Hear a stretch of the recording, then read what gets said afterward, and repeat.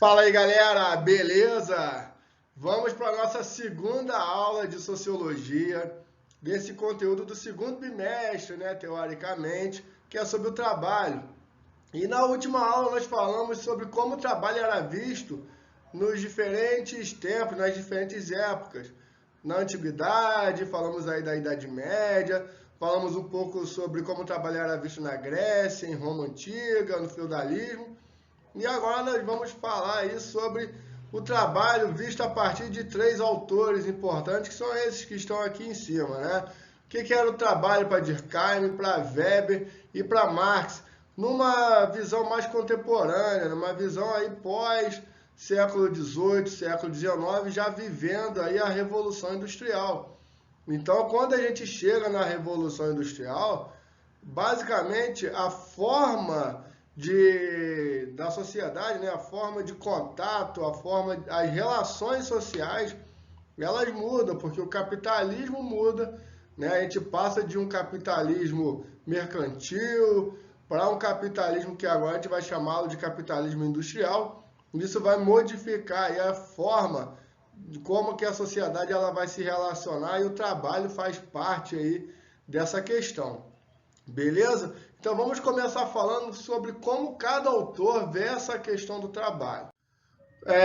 Lembrando então que essa forma de pensar e organizar o trabalho nunca foi, né, foi diferente em várias épocas, como a gente viu na última aula, e exatamente com esse processo da produção industrial moderna, a maioria dos ofícios tradicionais desapareceu completamente.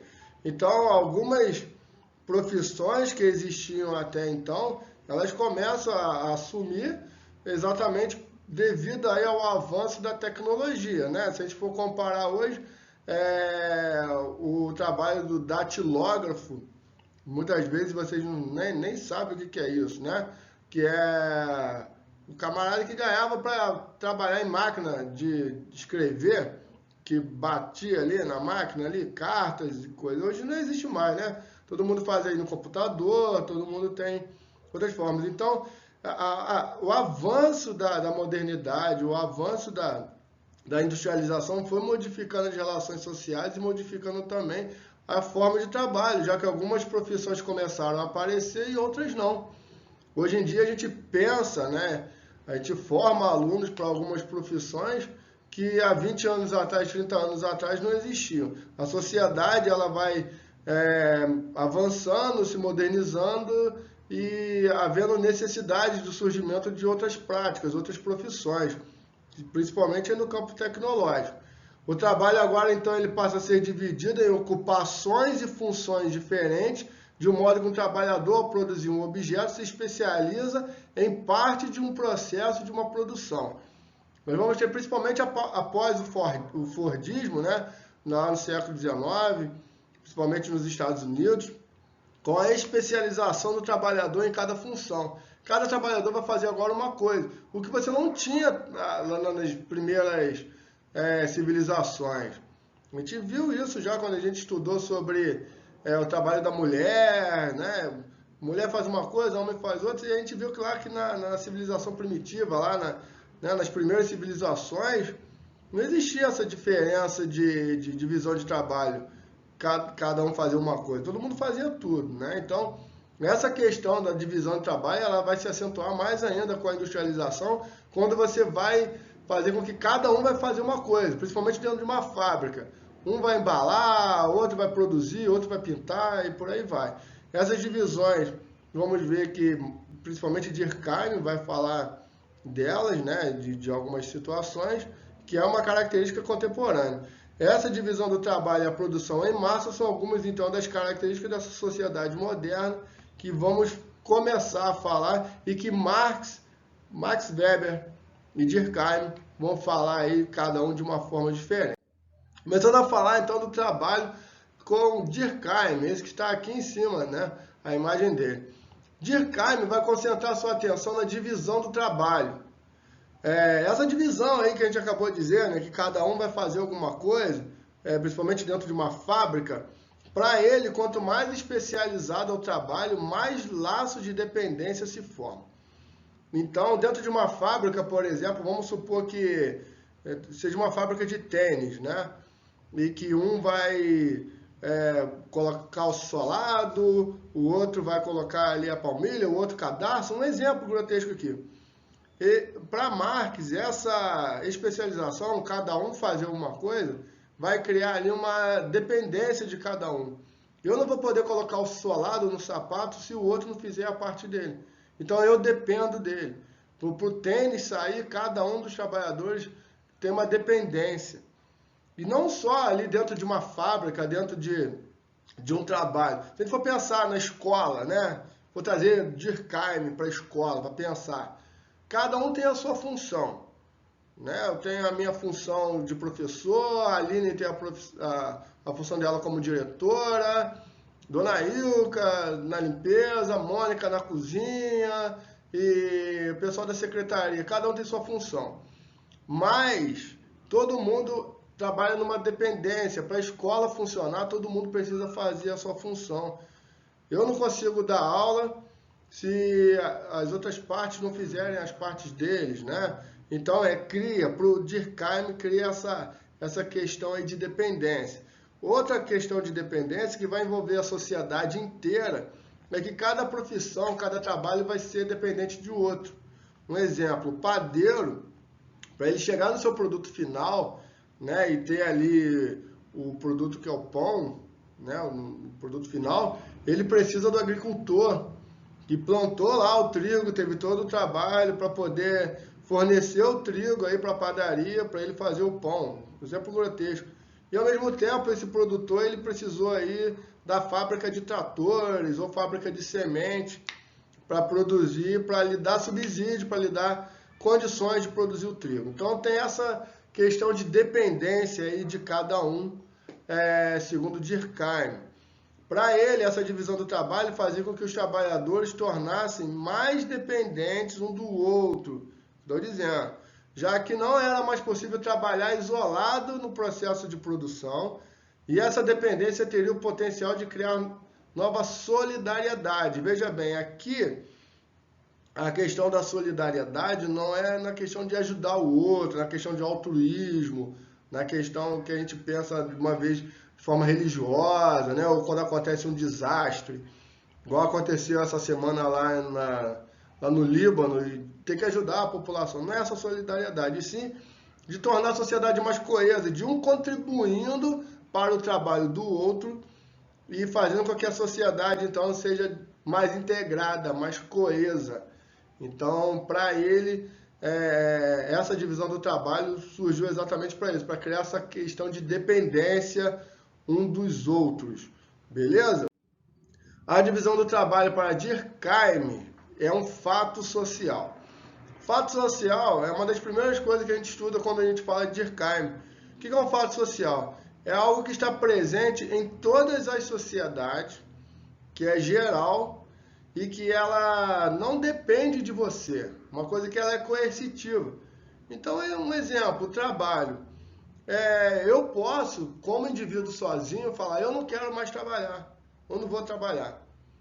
Mas o trabalho não vai deixar de existir porque eu não quero mais trabalhar. Ele é uma coisa externa a mim. Ele não depende de mim, não depende da minha vontade. Tá dando para entender?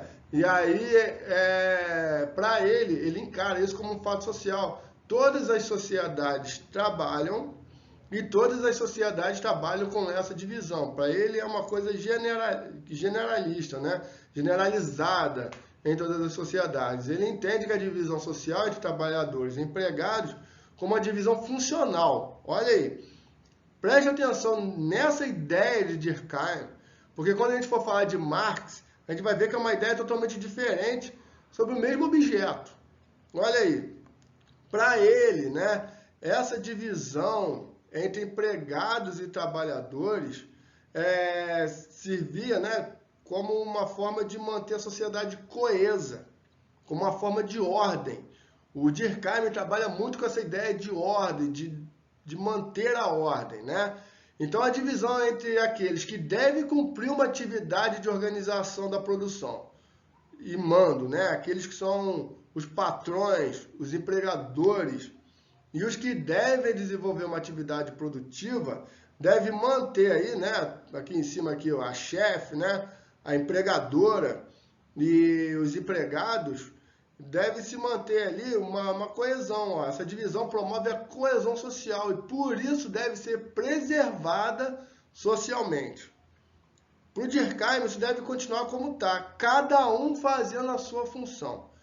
O empregado fazendo ali o seu trabalho de organização do trabalho, fazendo ordens, estabelecendo metas, enquanto que os trabalhadores têm que cumprir a sua função ali, a sua função produtiva.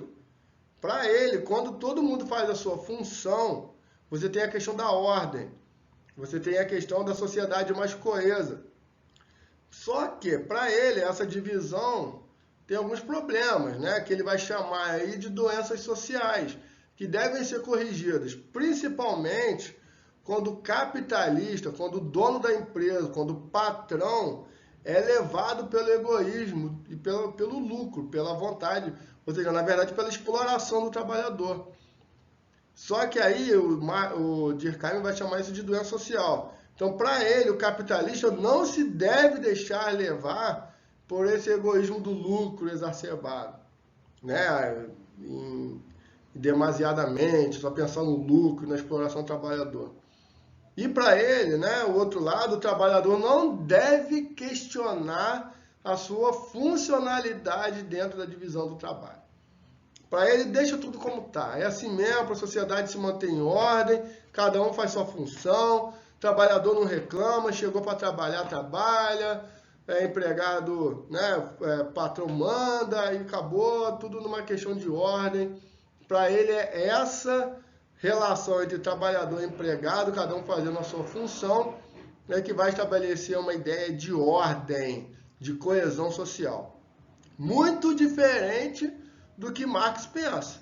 O Marx vai chegar com uma outra ideia sobre o trabalho, uma questão muito diferente. O Marx, né, por Karl Marx, diferente de Durkheim, como eu estava dizendo, percebe que a divisão do trabalho como um fator de exploração e alienação do trabalhador e da trabalhadora na sociedade capitalista. Essa é a ideia de Marx, é totalmente diferente. Para ele, não é uma questão de coesão, de manter a ordem. Para essa divisão do trabalho é um fator de exploração e alienação do trabalhador. E aí ele vai desenvolver vários conceitos e ele vai explicando por quê. Né? Para ele, essa divisão do trabalho contribui para que os donos do meio de produção, os capitalistas, os donos da fábrica, o dono da indústria, o dono dos meios de produção, né? Os patrões possam produzir mais com menos custos e logo lucrar mais. Para ele é a lógica do capital. Né? O Marx é um grande crítico aí ao capitalismo, principalmente essas relações no mundo capitalista, onde um leva vantagem, o outro sempre leva desvantagem, onde um é explorado, o outro, né, ganha lucro, até porque a alma do capitalismo é lucro, nós já falamos disso esse ano, e o Marx vai questionar essas relações de trabalho no mundo capitalista, essa relação entre empregado e patrão, no que ele vai chamar aí de empregado de proletariado e vai chamar o patrão aí de burguês, de burguesia, que é o dono da fábrica. Marx concentra então suas análises particularmente no trabalho assalariado, que para ele é uma manifestação histórica da organização do capitalismo como sociedade. O que é o assalariado, né? O trabalhador assalariado é aquele que vende a sua mão de obra, vende a sua força de trabalho em troca de um salário. Né? Então, você não é dono da fábrica, você não tem uma indústria, você não tem uma loja, você não tem uma padaria, você não tem um bar, e você vai lá oferecer seu trabalho. Você passa o dia lá trabalhando, lá de 8 da manhã às 5 da tarde, todos os dias, e no final do mês você recebe um salário. Esse é o trabalhador assalariado, diferente do dono, né? Que não recebe salário, ele recebe do lucro que ele vai ter ali. Se o cara tem uma pastelaria, ele trabalha para ele mesmo, e se ele vender mais pastéis, ele vai lucrar mais. Se ele vender pouco, ele vai lucrar menos. O trabalho assalariado não, ele tem, principalmente no Brasil e, né, na maioria dos países que tem um salário mínimo, que, né, não pode receber a menos, ele, ele tem ali o seu salário todos os meses. Né? Nem sempre é o salário mínimo, mas um salário estipulado pelo patrão. Daí ele sabe que se ele trabalhar mais ou menos, ele vai ganhar aquele salário ali. Né? Esse é o trabalho assalariado. Você vender a sua força de trabalho, você não é dono de nada, mas você vai lá e emprega a sua força de trabalho, sei lá, numa fábrica de tênis, numa loja, né, para poder receber o salário no final do mês. E aí Marx diz que essa troca, apesar de aparentar uma igualdade, na prática ela se dá de forma desigual. Por que ela aparenta uma desigualdade? Porque o capitalista, né, o dono da fábrica, ele oferece o trabalho e o trabalhador ele pode aceitar ou não. Né? Então, muitas vezes, o capitalista ele é visto como bonzinho, como o gerador de emprego, como o cara maneiro, né, que está fazendo um bem social, ele está gerando emprego. E você não é obrigado a trabalhar para o cara, não. Se está ruim, você pode ir embora. Você tem a sua liberdade, que é o que a democracia e o capitalismo defende, que é a liberdade. O trabalhador pode aceitar ou não. E aí, de fato, o trabalhador pode aceitar ou pode recusar? Essa é a pergunta. Se a gente for pensar de maneira ampla, sim, né? O trabalhador ele aceita ou não o trabalho se quiser. Só que, para o Marx, né? O trabalhador ele não tem direito de escolha. Para o Marx, a constituição da classe trabalhadora a obriga a vender seu trabalho. Ele não tem direito de escolha.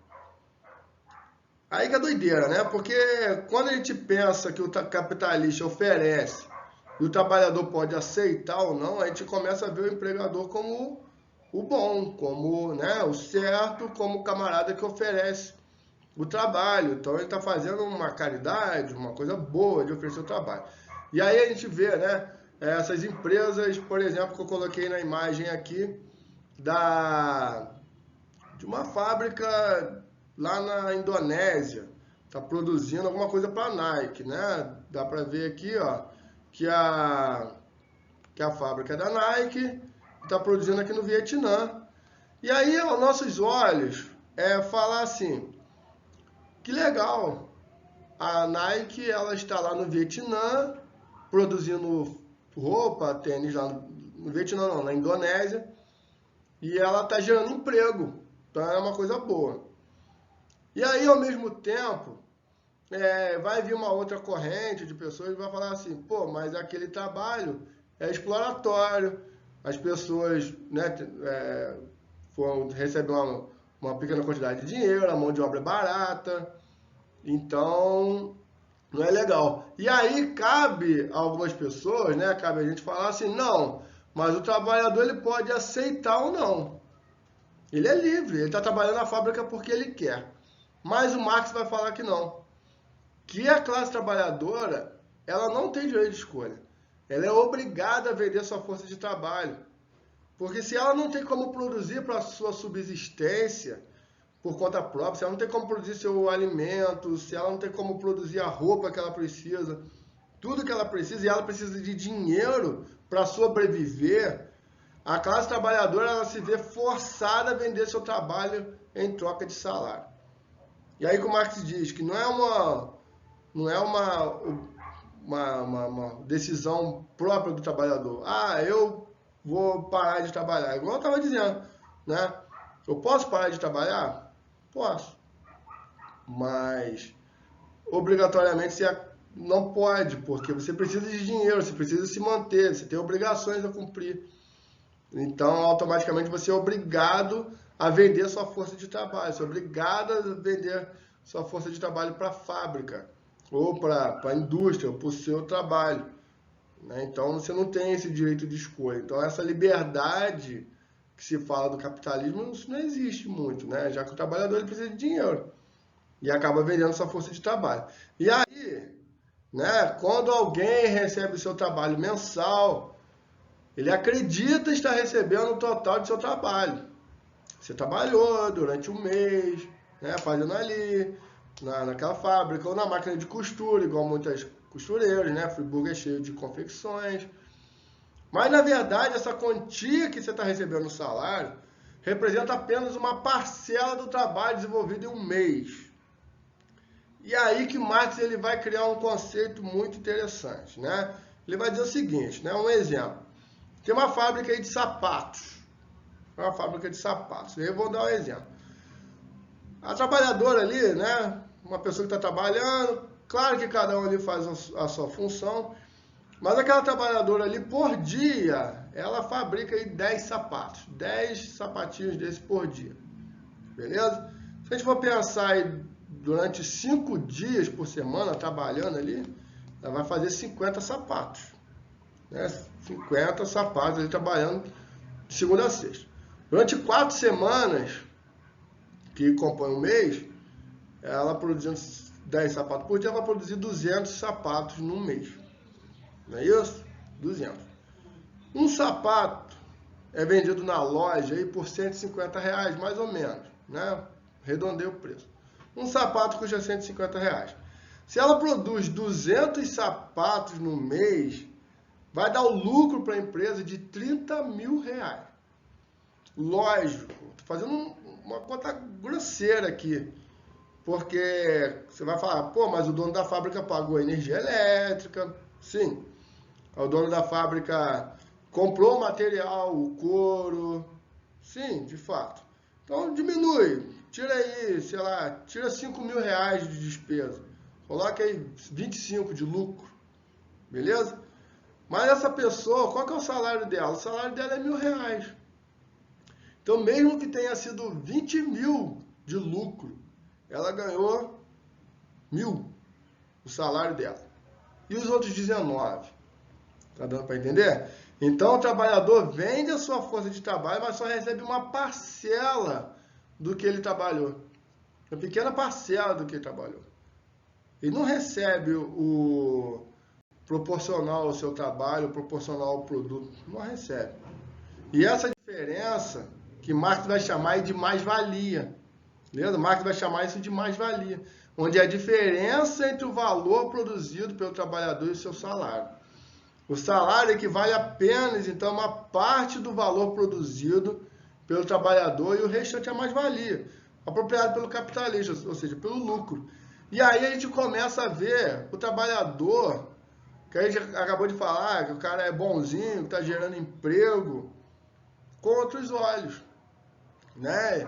Ah, ele é legal, a Nike está gerando emprego lá na China, está gerando emprego lá na Indonésia, as pessoas estão recebendo salário. Mas e a questão da mais-valia? A gente acaba vendo, então, que é uma relação de exploração, onde, na verdade, o capitalista, o dono da fábrica, está recebendo um valor muito superior ao que ele paga aos seus funcionários. E aí que entra a crítica de Marx. Aí que ele entra para buscar por uma condição mais justa, já que o lucro, né, maior vai para o dono da fábrica, ele vai ficando cada vez mais rico, enquanto o trabalhador tem apenas aquele salário ali, né? Outra dimensão que o Marx vai falar em relação ao trabalho é a questão da alienação. O que ele vai chamar de alienação, né? O trabalhador, ele se aliena, ele se distancia do produto de seu próprio trabalho, pois aquilo que ele produziu torna-se propriedade de outra pessoa. Como assim? Imagina que o trabalhador de uma fábrica da Ferrari, né, que trabalha com um produto aí de alto valor agregado, é uma Ferrari caríssima, milhões, o cara trabalha fazendo a Ferrari, mas ele se distancia da Ferrari. Depois que o produto está pronto, ele não tem direito nem de usufruir do seu trabalho, né?